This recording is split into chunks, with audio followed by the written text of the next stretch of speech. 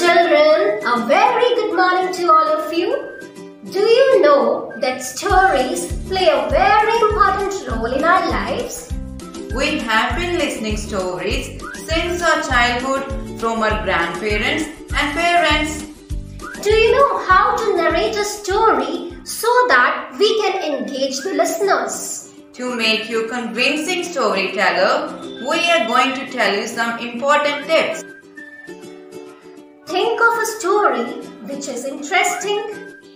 Think something funny, scary or weird which can create interest among the listeners. Explore and expand your ideas. Develop a story step by step. So the first step is beginning.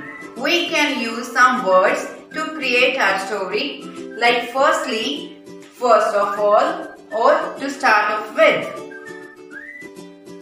For example, I had a dream last night and I described that dream to one of my friends, and to begin with, I started.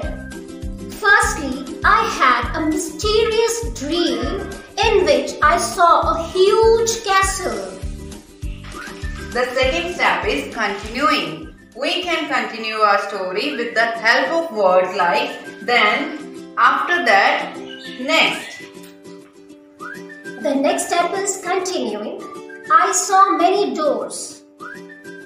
Then I tried to open one of the doors.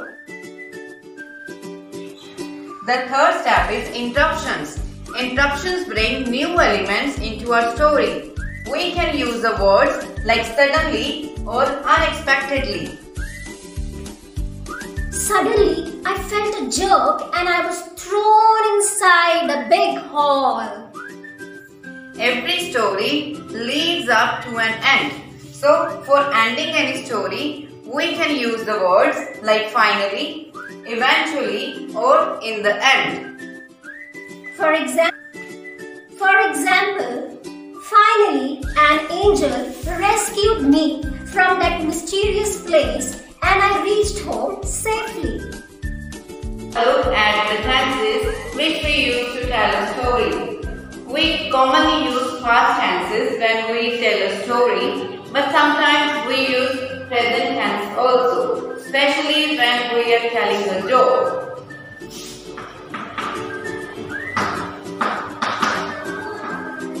So, when we want to tell a joke, we prefer to tell in a present tense. Also, if we want to give a dramatic or a creative effect to our story, we can use present tense in that. For example, if we are describing a movie scene to our friend, we can say, Daisy goes in a room and suddenly the door was shut. So here I am giving a dramatic effect in a story.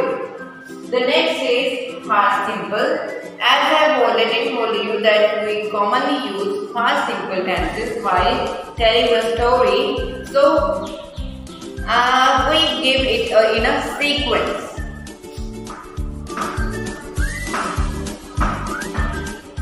For example, I packed my bag. I double checked my reservation and then I called for a cab. So here I am going in a chronological order. The next is past continuous. We use past continuous tense also to tell a story, especially if we want to give a background to a story.